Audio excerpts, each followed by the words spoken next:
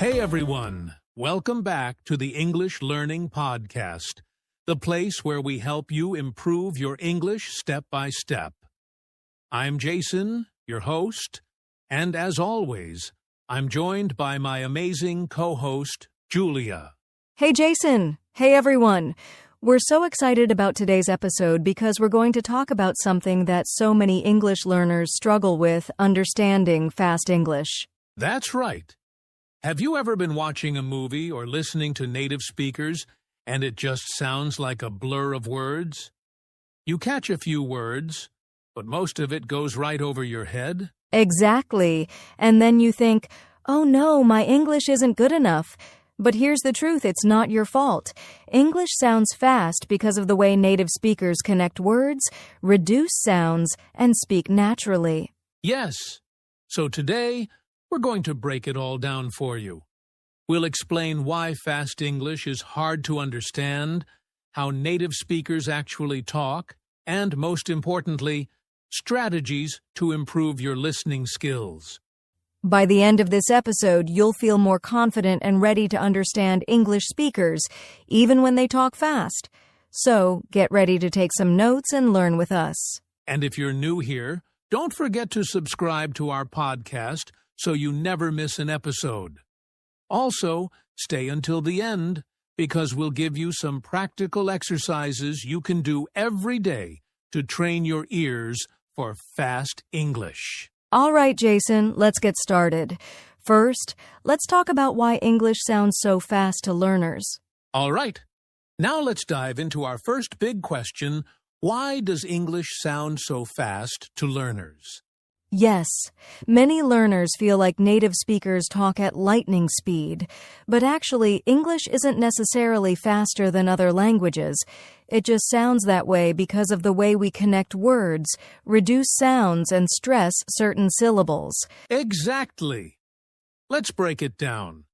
The first reason English sounds fast is connected speech. This means native speakers link words together instead of pronouncing them separately. For example, let's take the phrase, "What are you doing?" A learner might expect to hear each word clearly, "What are you doing?" But a native speaker says it much faster, like, "What you doing?" That's a great example. And here's another one. Instead of saying, "Did you eat?" we often say, "Did ya eat?" Yes. So if you're expecting to hear every single word clearly, it can be really confusing when native speakers blend words together. Right. The second reason is word reductions. Native speakers shorten words in casual speech. For example, going to, gonna, I'm gonna call you.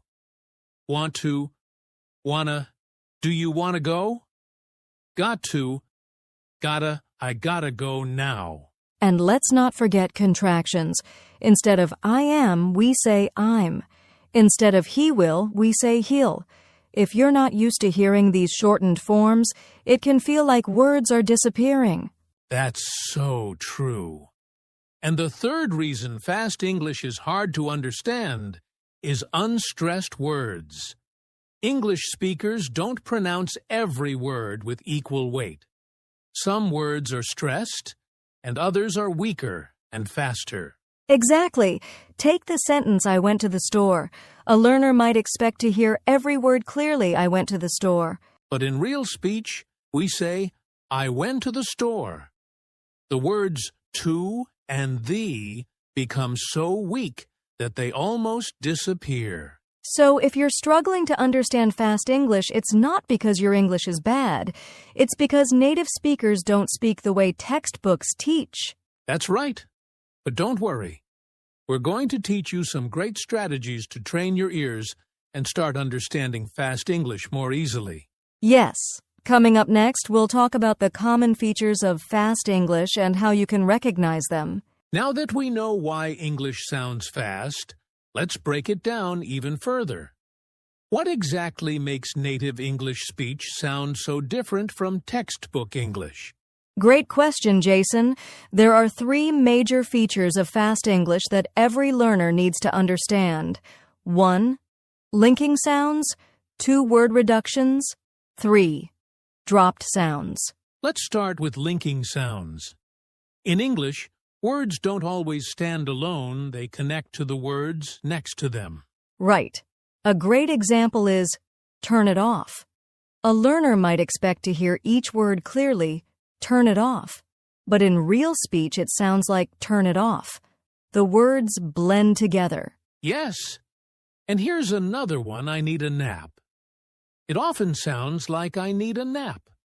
The words need and a connect so smoothly that the D sound blends in. That's a great example, and that brings us to the second feature, word reductions. Native speakers shorten common phrases all the time. Yes. Instead of I am going to, we say I'm gonna. Instead of do you want to, we say do you wanna? And instead of what are you doing, we often say what you doing. These reductions make speech faster and smoother, but they can be really confusing if you're not used to them. Absolutely. And that brings us to our third feature, dropped sounds. In casual speech, we don't pronounce every single letter. Some sounds just disappear. Yes. A great example is internet. We don't usually say internet. Instead, we say internet. The T sound gets softer or disappears. That's so true. And here's another one I don't know. Instead of pronouncing every letter, many native speakers say, I don't know. The T sound is dropped completely. Right. These dropped sounds happen a lot in fast speech, which is why learners often feel like they're missing words, even though they're actually just hearing natural English. Exactly. So, if you've ever thought, why do I understand English in textbooks, but not in real life? Now you know the answer. It's because of linking, reductions, and dropped sounds. And don't worry. Coming up next, we'll share powerful strategies to train your ears so you can start understanding fast English much more easily. All right. Now that we understand why fast English is hard to catch and the common features of fast speech, it's time for the most important part, how to train your ears to understand fast English better. Yes. If you've ever felt frustrated because you can't catch every word in a conversation, don't worry. We have some powerful strategies that will help you improve your listening skills. Absolutely. Let's go step by step. Strategy 1, train with slow, then fast speech. Yes, start by listening to clear, slower English, and then gradually increase the speed. For example, if you're listening to a podcast or watching a YouTube video, first play it at 0.75x speed. Then, after you understand it, listen again at normal speed. That's a great way to train your ears to recognize fast speech. And here's another trick. Many platforms like YouTube and Netflix allow you to slow down or speed up audio. Exactly. All right, here's strategy 2. Listen and read at the same time. This is so important. When you listen with subtitles or transcripts, your brain connects what you hear with what you see. It helps you recognize linking, reductions, and dropped sounds in real speech. Yes. You can do this with podcasts, audiobooks, or even TV shows. First, listen with subtitles, then try listening without subtitles to test yourself. Love that. Okay, moving on to Strategy 3 shadowing. This is one of the best techniques to improve both listening and speaking. Oh yes, shadowing means listening to a short sentence and repeating it immediately, almost like you're an echo. For example, if you hear, "What do you want to do?" Don't pause. Just repeat it immediately in the same speed and rhythm. What do you want to do? Yes, this helps your ears get used to fast, natural speech, and at the same time, it improves your pronunciation. Great tip! Now let's talk about Strategy 4, focus on keywords, not every word. This is so important. Many learners try to understand every single word, but native speakers don't always pronounce every word clearly. Instead, focus on the main words in a sentence. Right. If someone says, "Do you want to grab some coffee later?" don't try to hear every single sound. Just focus on the important words, "want a coffee later." That's enough to understand the meaning. Exactly. And our last tip, strategy 5, listen every day, even for 5 minutes. Yes. The more you listen, the easier it gets. Even if you're busy, try to listen to 5 minutes of English every day, whether it's a podcast, a YouTube video, or even an English song. That's right. Consistency is key. Over time, your ears will naturally adjust and fast English won't seem so difficult anymore. Exactly. So, let's quickly review. Start with slow, then fast speech. Listen and read at the same time. Use shadowing to train your ears and mouth. Focus on keywords, not every word. Listen every day, even for 5 minutes. Great summary, Jason. And coming up next, we'll give you some fun exercises you can do right now to practice these strategies. All right. Now that we've shared some powerful strategies, let's talk about how to practice with real conversations. Because at the end of the day, the best way to understand fast English is to listen to real people speaking naturally. Exactly. When you practice with real conversations, you get used to the way native speakers talk, the speed, the linking sounds, and the natural flow of speech. That's right. So, here are 3 practical ways you can train your ears with real conversations. Let's start with method 1. Watch TV shows, movies, or YouTube videos with real dialogue. Yes, shows like Friends, The Office, or Modern Family have natural, everyday English conversations. And if you're watching on YouTube, look for real-life interviews, vlogs, or casual discussions. That's a great tip. And don't forget, start with subtitles, then turn them off once you feel comfortable. Absolutely. Now, here's method 2. Listen to podcasts with real conversations. Oh, yes. Many podcasts like this one are unscripted and natural. That means you'll hear real spoken English, just like how people talk in daily life. Exactly. And a great way to practice is to pause after a sentence and repeat what you hear. Try to mimic the speaker's speed and pronunciation. Yes, that's called active listening. Instead of just hearing English, you're engaging with it, which makes a huge difference. Now, let's move on to method 3, have conversations with real people. Yes, if you have an English-speaking friend, practice casual conversations with them. If not, you can join online language exchange programs or even talk to yourself. Talking to yourself is a great trick. You can pretend you're in a conversation and try to respond as fast as possible, just like in real life. That's such a smart way to improve. All right, let's quickly review watch TV shows and videos with real conversations.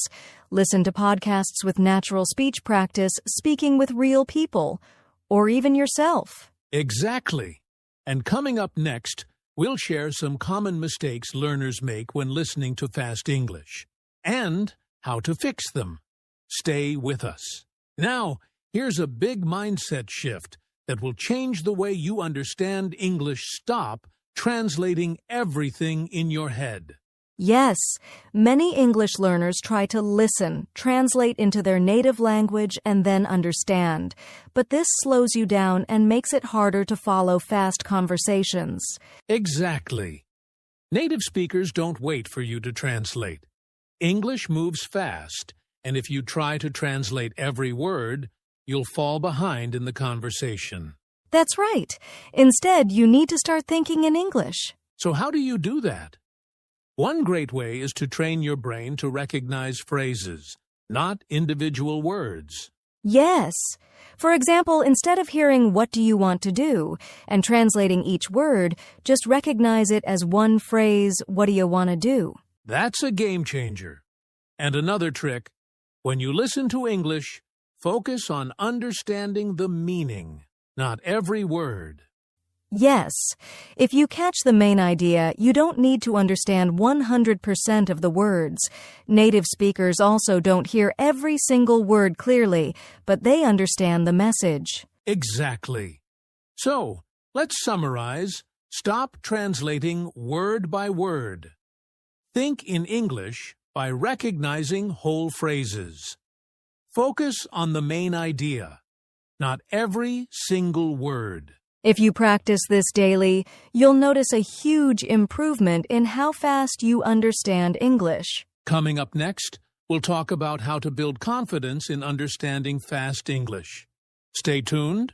Now, let's wrap up with some quick and powerful exercises you can do every day to improve your ability to understand fast English. Yes, these exercises will help train your ears, improve your listening speed, and boost your confidence. All right, here's exercise 1, the 1-minute listening challenge. Find a short 1-minute audio clip from a podcast, YouTube video, or a movie scene. First, listen without subtitles and try to catch as much as you can. Then, listen again with subtitles to check your understanding. Finally, listen a third time without subtitles to test yourself. That's a great daily exercise. Now, exercise 2, shadowing practice. Yes, listen to a sentence and repeat it immediately, just like an echo. Try to copy the speed, pronunciation, and rhythm of the speaker. Perfect. And finally, exercise 3, listen and summarize. After listening to a short conversation or podcast, try to summarize the main points in English. This helps your brain focus on meaning instead of individual words. Amazing. Let's review 1-minute listening challenge, shadowing practice, listen, and summarize. If you do these exercises daily, you'll start understanding fast English much more easily. That's right. And now, let's move on to our final thoughts and a challenge for you to try. Stay with us. Wow, we've covered a lot in this episode. From why fast English is hard to understand to practical exercises that will train your ears, these strategies can truly help you improve. Yes, and the key takeaway is this: don't get frustrated if you don't understand everything right away. Listening to fast English is a skill, and like any skill, it takes time and practice. That's so true. So here's a challenge for you.